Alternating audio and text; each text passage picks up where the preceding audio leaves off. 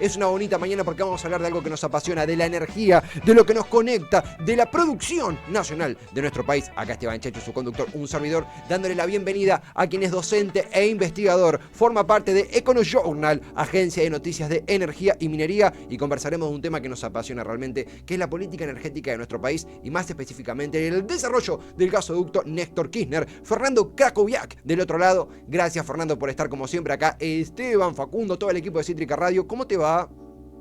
¿Cómo están? Buenos días. Muy buenos días, Fernando. Estamos a jornadas de que Sergio Massa anunciara el final de la construcción del gasoducto Néstor Kirchner. Lo describió como un punto histórico, un antes y un después en la política energética de nuestro país. Fernando, consultarte, estamos ante un parteaguas de la política energética nacional, pero más allá de eso, ¿estamos a la altura, en caso de ese ser un parteaguas políticamente hablando? ¿Cómo lo estás viviendo? Mirá, la verdad que es un gran hito para la energía del país poder terminar este gasoducto y sobre todo en el tiempo que se lo está haciendo, ¿no? El otro día el titular de Enarsa, Jerez, dijo que el gobierno tendría que haber demorado en una obra de este estilo unos 24 meses, pero van a poder terminarla en 9 meses, desde fines del año pasado, para que esté disponible en el invierno. La fecha de inauguración puntual es el 20 de junio. La verdad que si uno se retrotrae a los últimos meses del año pasado, existían muchas dudas respecto de la posibilidad de que pudiera estar concluida la obra para el invierno de este año, y todo pareciera indicar que finalmente se lo logró. Eso es importante porque Argentina, lo vimos el año pasado, importa una gran cantidad de energía en el invierno, y en un contexto de tanta restricción en el balance de pagos, o sea, tanta falta de dólares para el país. La energía se llevó una importante cantidad de dólares en la cuenta de importación el año pasado. Ahora se estima que se podrían llegar a ahorrar en un año completo unos 4.000 millones de dólares de importaciones con la puesta en funcionamiento del gasoducto, y el gobierno dijo el otro día, el presidente Alberto Fernández, que este año el ahorro podría ser de 2.100, bueno, porque justamente entra en funcionamiento ahora a mitad de año. Hay algo interesante, hay algo vital, estructural de todo esto, que es justamente poder reemplazar lo que se va en importaciones con producción local. En cuanto a tiempos, que es un poco también el eje central de esto, en cuánto vamos a poder percibir resultados tangibles de esta obra importantísima, en la cual, cabe decirlo, tiene una transversalidad política más allá de las diferencias ideológicas, pero nadie, esperablemente nadie, podría creer que esto es a contramano. Al contrario, debería ser una política transversal. Pero consultarte en cuanto a tiempos, porque estamos hablando de una medida que probablemente, un proyecto que tenga que administrar un gobierno sucesor del actual, el cual puede ser de otro símbolo político. En ese eje, consultarte, ¿puede mutar algo, puede afectar en esto los tiempos del calendario del gasoducto Néstor Kirchner? ¿Qué balance haces al respecto, Fernando?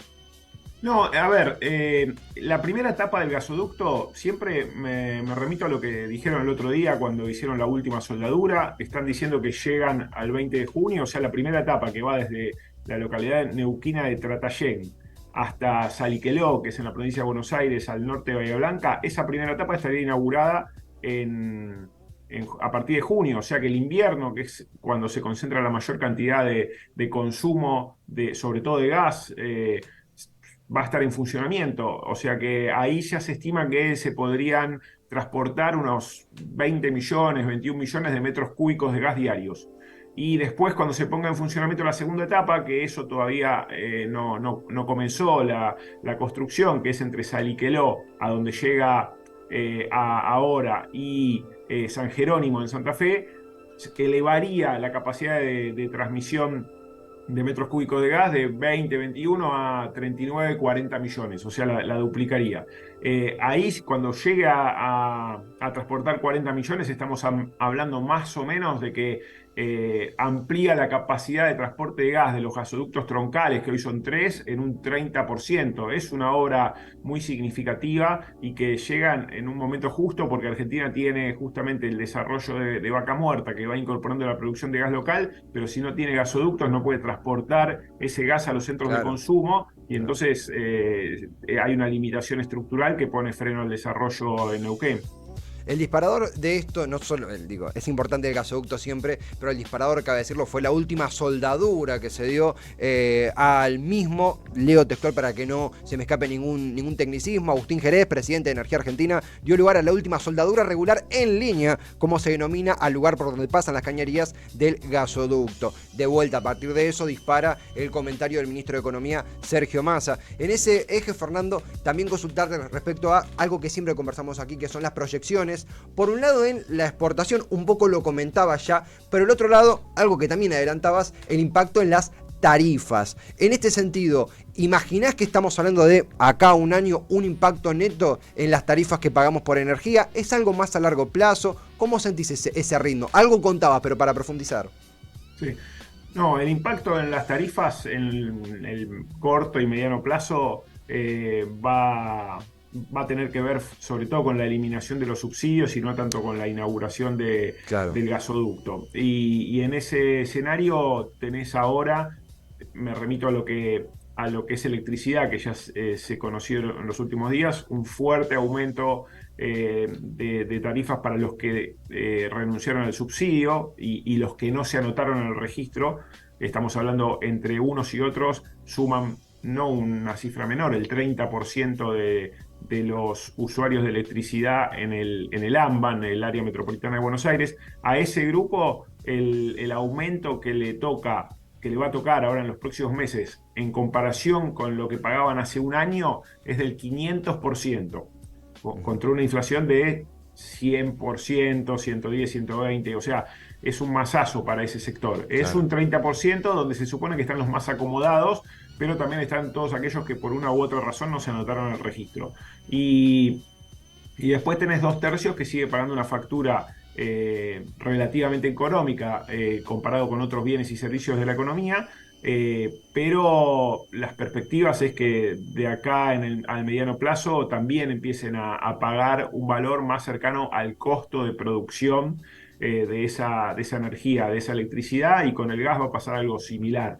O sea que hoy en día está extremadamente subsidiada el consumo de energía en el mercado local, fundamentalmente porque estuvo congelada durante la pandemia y algunos meses más, mientras que la inflación seguía corriendo. Entonces, ni siquiera era que estaba congelada, en términos reales iba abaratándose de manera acelerada. Bueno, ahora con las restricciones que tiene Argentina, con la negociación con el fondo y demás, lo que vamos a ver en términos tarifarios es un aumento en términos reales del costo de la factura, y eso va más allá de esta cuestión del gasoducto. Ahora, después, obviamente, en el mediano plazo, cuanto vos más abarates la generación de energía local, se supone que el costo que va a pagar el usuario es menor. ¿Por qué no se nota ahora? Porque hoy el usuario no paga el costo de la energía, paga una porción muy menor del costo de la energía, el resto lo subsidia el Estado. Si el usuario estuviese pagando el costo de generación de la energía, obviamente si vos abaratás el costo de generación de la energía, el usuario lo siente,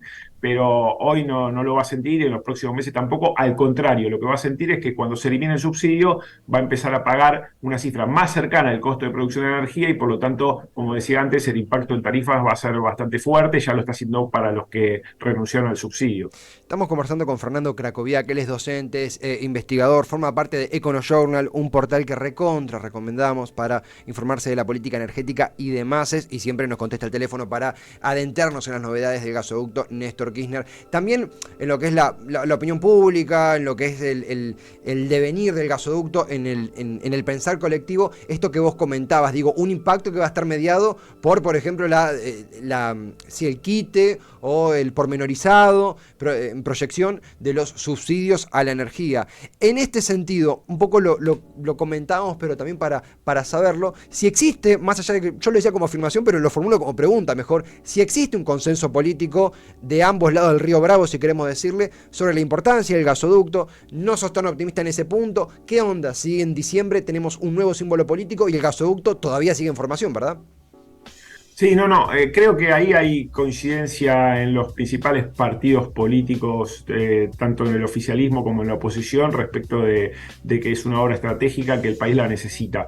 De hecho, el gobierno de Macri había iniciado la licitación para esta misma construcción con otra modalidad de financiamiento, se iban a hacer cargo los privados. Después eso quedó abortado, producto de la crisis que enfrentó el macrismo cuando tuvo que recurrir al fondo y quedó de alguna manera afuera del mercado de capitales, y como eso se iba a financiar con recursos de los privados y bueno, el dólar era un barrilete en ese momento, no había ningún ancla que pudiera dar cierta previsibilidad, eso quedó sin realizarse. El gobierno actual retomó esa obra, pero durante la pandemia no se hizo prácticamente nada, o sea, retomó la iniciativa de querer avanzar, y después de lo que fue el año pasado, con el costo en la balanza de pagos de la cuenta de energía, se decidió, bueno, dejar de dar vueltas en torno al tema y encarar la obra. Pero mi sensación es que no va a haber ningún inconveniente si llega a ganar la oposición en lo que tiene que ver con el gasoducto. Hay sí diferentes posiciones respecto de cuánto debe pagar el usuario final por las tarifas, ¿no? En eso el kirchnerismo siempre ha privilegiado el subsidio de las tarifas por sobre la oposición, que lo vimos cuando se hizo cargo Macri en el 2016, como hubo una quita acelerada de los subsidios, en un primer momento con Aranguren, después estuvo el Lopetegui, Sí. y para que paguen esos usuarios finales un valor más cercano al costo de generación de energía. Ahí sí hay una diferencia respecto de la política histórica del kirchnerismo, respecto de lo que está pasando en estos últimos días, donde el masismo va en una línea muy similar, apurado por el Fondo Monetario. Te diría que no hay tantas diferencias. Pero bueno, todavía, como decía antes, hay 2/3 de la población que están pagando muy poco por la energía en términos reales, y ahí hasta ahora el gobierno no avanzó sobre ese sector, y la oposición lo que dice es que lo que están pagando hoy los que renunciaron al subsidio, ese tercio de la población, el objetivo de ellos es que lo paguen más o menos 2/3 de la población, que 2/3 paguen el costo real de la energía, y que después haya 1/3, que son los más necesitados, que tengan la energía subsidiada. Por lo tanto, ahí si gana la oposición, es de esperar que el impacto que están sufriendo hoy en tarifas, o que van a sufrir en estos meses los que renunciaron al subsidio, se extienda a la clase media, que hoy todavía va a permanecer relativamente protegida al no tener que pagar el costo total de la generación, tanto del gas como de la electricidad.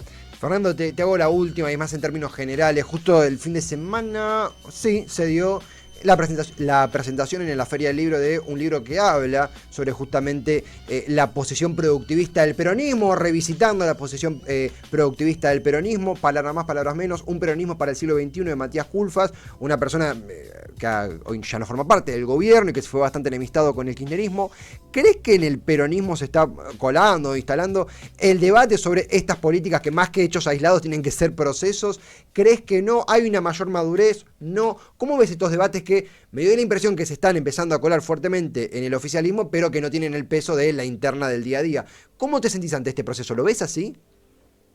Respecto de Culfas puntualmente, que bueno, dejó el gobierno el año pasado, él ya venía planteando la necesidad de reducir el monto de los subsidios a la energía, porque se hacía complicado la gestión pública con un déficit como el que se tiene en las cuentas públicas y destinando tantos recursos a los subsidios. Ese planteo se hizo, igual, había incluso alguna propuesta de avanzar en una quita de subsidios ya desde el año pasado que quedó abortada. O sea, hay sectores dentro del peronismo, podríamos decir, que que dice, bueno, no puede ser en este contexto y con estas restricciones que se siga subsidiando a amplios sectores de la población y que después eso termine impactando, por ejemplo, en los niveles de inflación que se tienen por el déficit fiscal y por otras cuestiones que van vinculadas. O sea, ese debate está abierto y en redefinición. Ahora también habrá que ver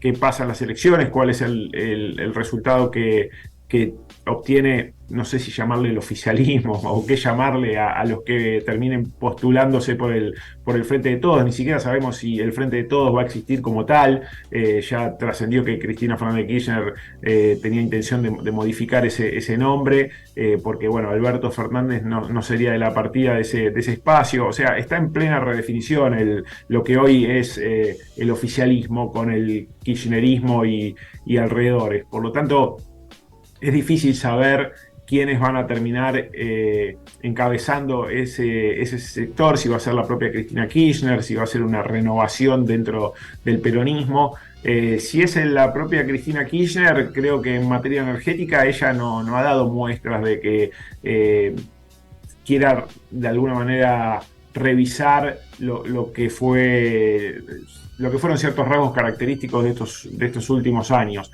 Dentro de otros sectores del frente peronista, sí, creo que podríamos llegar a encontrar capaz más coincidencias con la oposición, en el sentido de que hay que tratar de, por lo menos amplios sectores de la población, pagar lo que la energía vale y restringir los subsidios a quienes lo necesitan, más lo necesitan. Fernando, gracias siempre por contestarnos, por orientarnos un poco, por arrancar la semana con esta noticia importante, cubrir el gasoducto Néstor Kirchner y todo lo que rodea la producción y la energía nacional. Te mandamos un gran abrazo y un buen comienzo de semana de nuevo. Igualmente para ustedes, que la pasen bien. Chau, chau. Lo mismo, abrazo grande, gracias totales. Fernando Krakowiak, él es investigador, él es integrante de Econo Journal, gran agencia de noticias de energía y demás. Amigos y amigas, aquí en Señal de Contrabando, los invito a un corte musical.